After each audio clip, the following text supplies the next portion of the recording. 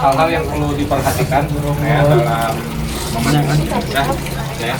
Yang pertama adalah siapa saja yang berhak memandikan jenazah. Jadi yang perlu diperhatikan adalah siapa yang berhak memandikan jenazah.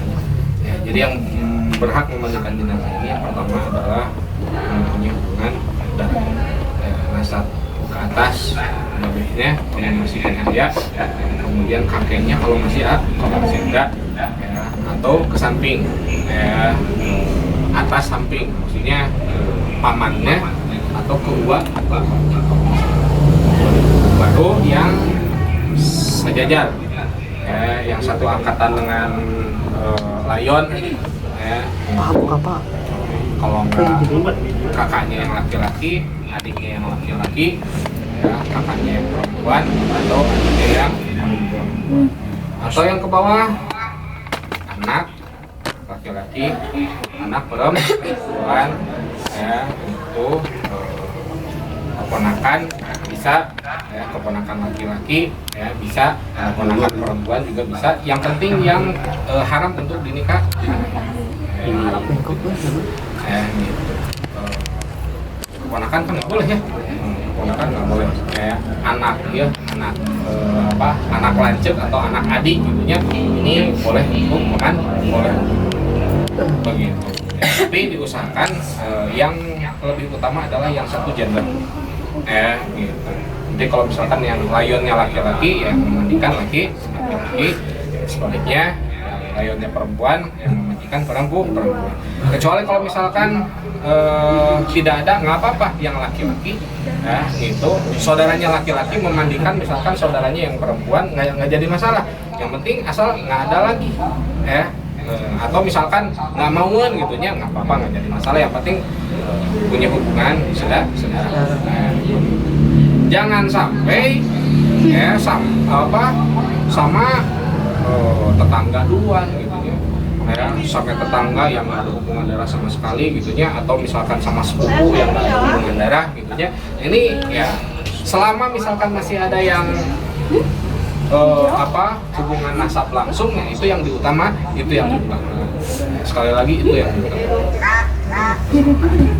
Ada kejadian ya, kemarin ya, meninggal di rumah sakit, ya, uakna gitu, itu kemudian masih ada keponakannya, ya, tapi karaliman, ya, justru yang anu ngaibakan teh di rumah sakit, aya layona istri diibakan ku pamuda, kan. Astaga. Ini dosa yang menanggung adalah keluarga yang tidak mau memandikan. Dosanya ditanggung. Gitu. Jadi hati-hati, ya, itu usahakan, ya, utamakan yang mempunyai nasab. Ya, gitu. Yang kedua, lupa. Yang terakhir, suami istri boleh juga memandikan. Istri boleh memandikan jenazah suaminya, ya, begitu juga sebaliknya. Ya, suami juga bisa memandikan jenazah istri. Atau kumaha batal, kan tidak bersentuhan secara langsung. Tetap, ya, siapapun nanti yang memandikan itu tetap harus pakai gloves yang tebal. Ya, harus memakai gloves yang tebal. Kenapa harus pakai gloves yang tebal? Agar sensasi menyentuhnya nggak kerasa gitu. Nggak terlalu ini lah. Sama lah mungkin gitu ya, tapi tidak terasa. Jadi jangan sampai kulit bersentuhan langsung dengan kulit. Harus ada penghalang. Apakah itu misalkan kalau nggak ada gloves, pusing ada gloves jadi yomatogi banyak, ini di Tosoba banyak. Kalau nggak gloves bisa pakai handuk. Bisa pakai handuk. Yang penting tidak boleh menyentuh secara langsung. Bukan tidak boleh sih, sebenarnya tidak disarankan. Ya, itu dari sisi dari sisi agama juga ya bisi batal deui gitu tah itu, atau mau sih batal deui mah soalnya kan saudaranya gitu tah itu, tapi bisi aya sebagai penghormatan lah. Sebagai penghormatan ya itu, apalagi misalkan membersih area-area yang sensitif gitu tah itu, ya area-area vital, area-area benar-benar aurat yang mugoladoh tentunya, ya, menyentuh aurat-aurat yang mugoladoh ini kan, ya, alangkah baiknya kalau misalkan pakai ya pakai gloves sebagai penghormatan untuk lain, ya, sebagai penghormatan untuk sana. Nah, yang kedua adalah masalah aurat. Masalah aurat ini hati-hati. Nah, ini gunanya kain basahan. Jadi kain basahan ini ini harus jangan sampai berpindah. Ya, ini harus menutupi aurat daripada si mayit. Aurat laki-laki itu dari pusar sampai dengan lutut. Ya, berarti ini udah pas ya nyimpan di dia. Ya, itu. Ini memang auratnya ini dari lutut sampai dengan pusat. Ini disebutnya aurat. Tapi aurat itu kan ada dua, ada aurat mukhafafah, ada aurat mughalladah. Kalau aurat mukhafafah kebuka sedikit-sedikit nggak jadi masalah, yang penting ditutup lagi. Ya, misalkan kagok gitu kan, itu kecil sedetik itu jadi masalah. Ini aurat mukhafafah. Tapi aurat mughalladah jangan sampai terlihat. Ya, sampai diperlihatkan kepada ya, yang mandiinnya aja nggak boleh lihat, apalagi yang dimandiin. Apalagi yang melihat ya, orang-orang yang di sekitar ya, gitu. Yang mandiin aja nggak boleh lihat, apalagi yang cuma lihat doang maksudnya. Ini jangan sampai. Apa aurat mughalladah untuk laki-laki? Berarti kubul sama dubur. Kubul sama dubur. Perlu jelaskan kumaha duburnya apalnya. Kubul sama dubur ini adalah aurat mughalladah, ini jangan sampai sekali terlihat. Kalau aurat mukhafafah ya paha kelihatan sedikit-sedikit nggak jadi masalah, tapi langsung ditutup lagi. Pak kumaha cara misalkan mencuci bagian anggota tubuh yang memang tertutup. Tong dibukakeun kieu. Bahaya. Mau dibuka kieu. Ieu dikodok. Dikodok. Jadi mencuci area-area badan yang memang tertutup oleh kain basahan itu jangan sampai dibuka begini, tapi digosok kodok. Digosok ongkoh, dikodok. Begitu juga perempuan, Pak. Kalau perempuan auratnya gimana? Auratnya ini kalau perempuan itu ya dari leher sampai dengan kaki. Dari leher sampai dengan kaki. Karena kalau misalkan rambut sama wajah ini masih berbeda pendapat. Ada yang mengatakan ini bukan aurat, ada yang mengatakan ini aurat. Tapi kalau wajah ini sudah holis, nggak ada perbedaan pendapat, ini bukan aurat. Jadi ya secara umum auratnya adalah dari leher sampai dengan ujung sampai dengan kaki. Tapi ini ya sama tadi, ada aurat mukhafafah, ada aurat mughalladah. Aurat mukhafafahnya yang perempuan itu dari lutut sampai dengan sini. Nah, ini adalah aurat mukhafafah. Jadi kalau misalkan agak kelihatan sedikit-sedikit, asal langsung ditutup lagi nggak jadi masalah. Tapi jangan sampai paha diantep. Pos hiji nampak ketinggalan. Pos hiji ketinggalan. Pos hiji ketinggalan tong. Pos dua gitu. Jangan. Jadi gimana Pak tuh kumaha cara ngabersihan anaknya? Siga tadi dikodok. Dikodokna bisa ti ieu, bisa ti sisi lamun kagok tuh. Bun. Tong bari situ. Gimana? Nah ini untuk perempuan, untuk nah sama ketika nanti misalkan kan dikagigirkeun nah kieukeun heula gitu sami dikodok gitu.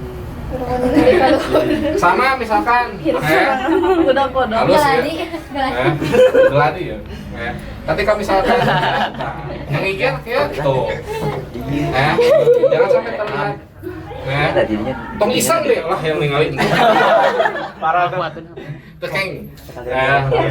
Udah ya, kita langsung mulai saja. Panas ya. Harga sih. Ya. Memandikan jenazah ini hampir sama dengan mandi junub. Step by stepnya. Bedanya mandi junub itu mandi sendiri, kalau mandi jenazah ini dimandiin. Tapi stepnya sama. Step yang pertama itu adalah membersihkan najis. Dia tuh dari laki-laki ini lah. Nah, mananya. Ya. Jadi yang pertama adalah membersihkan najis. Kalau misalkan dia meninggalnya normal,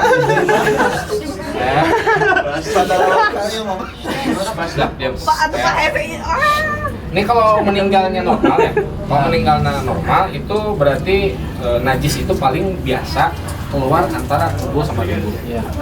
Karena memang saking sakitnya maut, gitu, kadang-kadang ada yang keluar antara kubur sama dubur itu biasanya suka ada najis. Ini yang dibersihkan itu aja. Sekalian kalau misalkan mau basuhan pakai sabun, itu juga ketika istinja.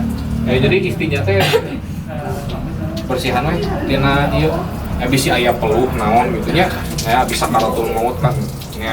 Teh kesang hunkul dan lain sebagainya. Sekalian istinja itu adalah kahiji membersihkan tina najis kubur dan dubur. Itu sekalian digosok pakai sabun dari pakai sabun sama sampo gitu kan. Sok itu langsung. Nama bismillahirrahmanirrahim lagi. Kodok. Kodok.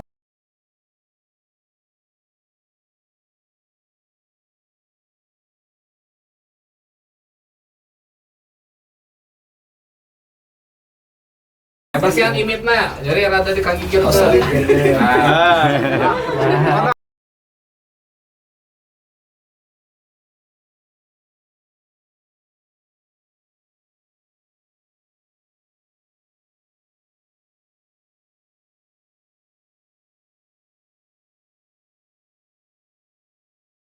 Bangunkan. Yang mau udah. Pencet perutnya.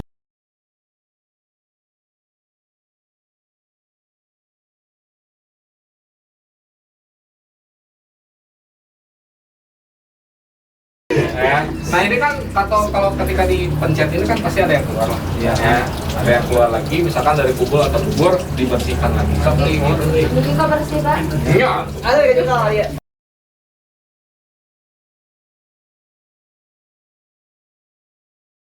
Langsung di sabunnya. Sabun.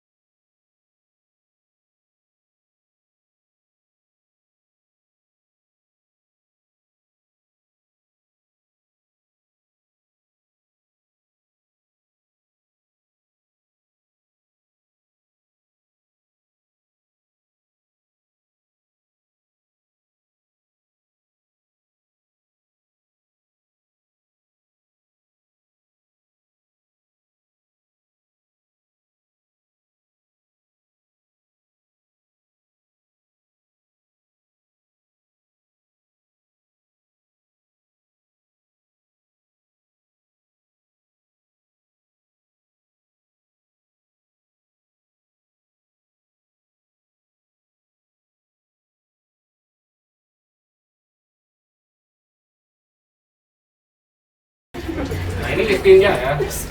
Si eta kalau Mana kan lamun lamun dia kalau misalkan mayatnya yang korban kecelakaan atau korban pembunuhan itu kan pasti ada darahnya. Ini juga dibersihkan.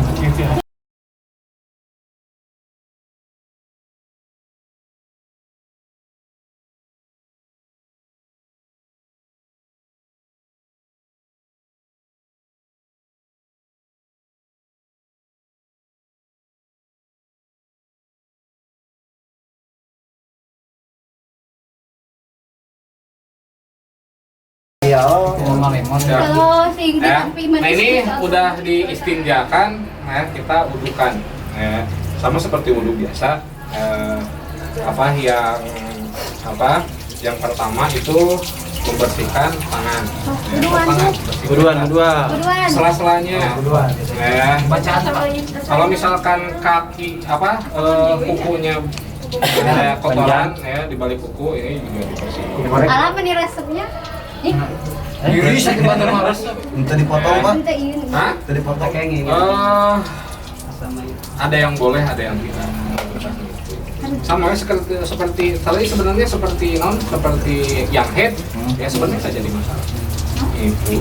Soalnya nggak ada larangan, nggak ada larangan potong ketika jenabah.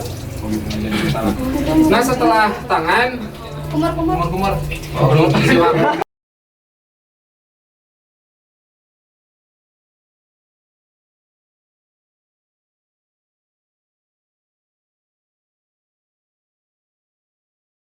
Nah, kemudian hidung.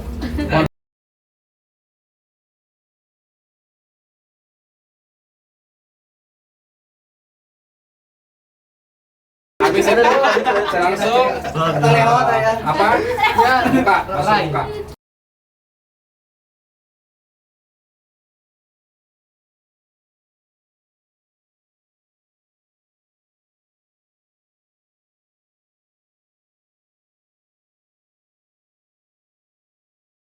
Ya, habis itu tangan. Mana tangan kanan dulu? Ya, kanan, tangan kanan sampai si sikut.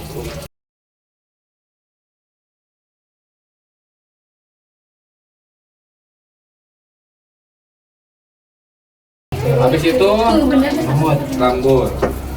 Ayo nih, baru ada punya. Dan telinga. Terus jelas tuh kemater.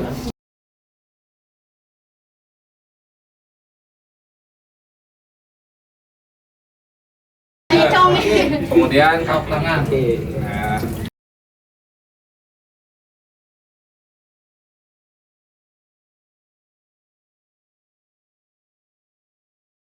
Baru habis ini ya kita langsung masuk tuh memang rukun memandikan jenazah.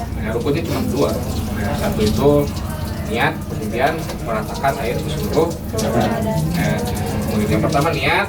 Ya, niatnya nawaitul gusla lirofil hadasil akbari lihadihil mayyiti atau lihadihil mayyiti ya lillahi ta'ala. So, ya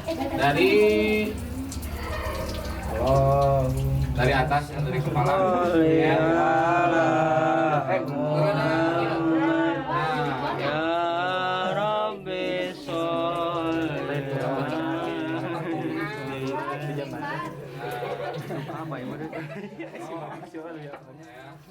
Muka